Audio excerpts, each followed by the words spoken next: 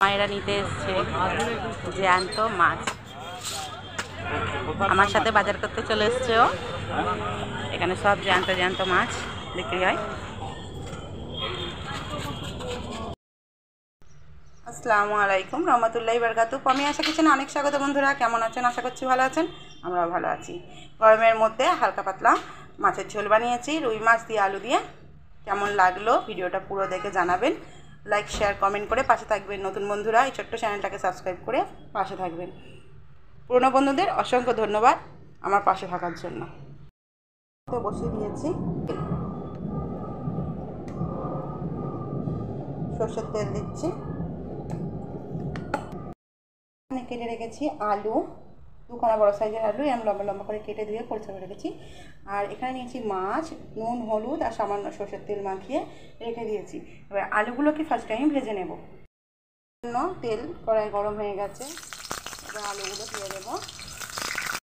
দেওয়ার পর আমি দিয়ে দেবো হলুদ গুঁড়ো আর দিয়ে দেবো লবণ।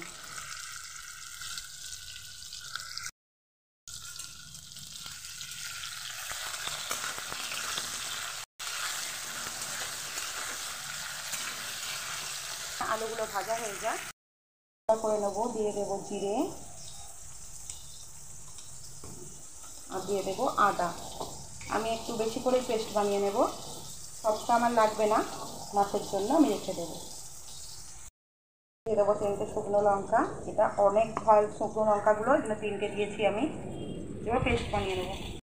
আলুগুলোকে আমি ভেজে নিয়েছি ভালোভাবে। এবার আমি এই আলুগুলোকে তুলে নেব।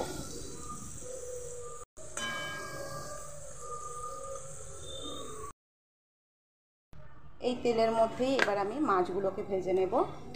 আমি তলায় দিয়ে দেব অল্প পরিমাণ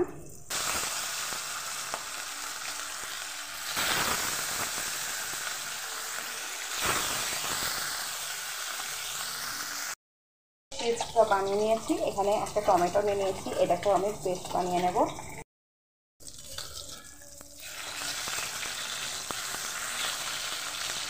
এগুলো এর থেকে বেশি আর লাল করে ভাজবো না, তুলে নেব। এখানে তেলটা অনেকটা ছিল, আমি কমিয়ে নিয়েছি, এতটা তেল লাগবে না। তেজপাতা দিলাম, 5 ফোড়ন। তেলটা অনেক গরম ছিল, ফোড়নটা হয়ে গেছে। এবার আমি একটা পেঁয়াজকে পাতলা পাতলা করে কেটে নিয়েছি।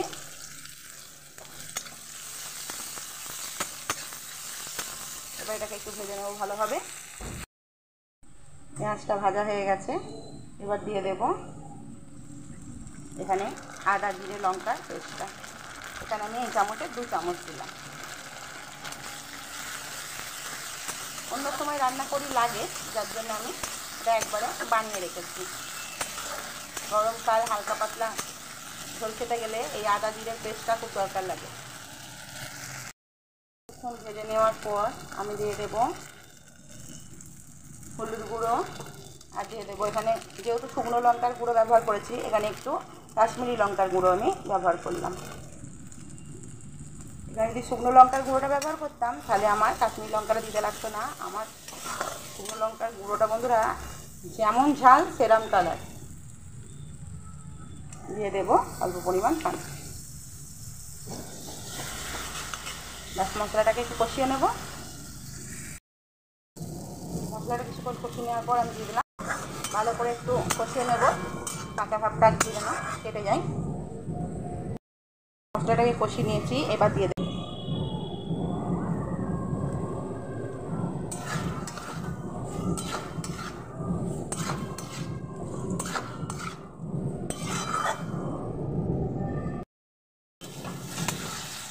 সামান্য একটু মশলা দিলাম, পানি দিয়ে দিচ্ছি। পানি দিয়ে দিলাম, দিয়ে কষিয়ে নিলাম। এর মধ্যে দিয়ে দেবো এবার লবণ।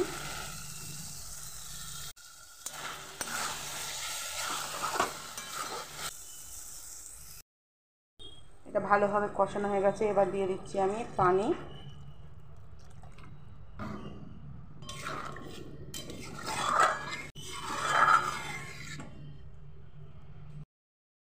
এবার দিয়ে দেবো মাছের পিসগুলো।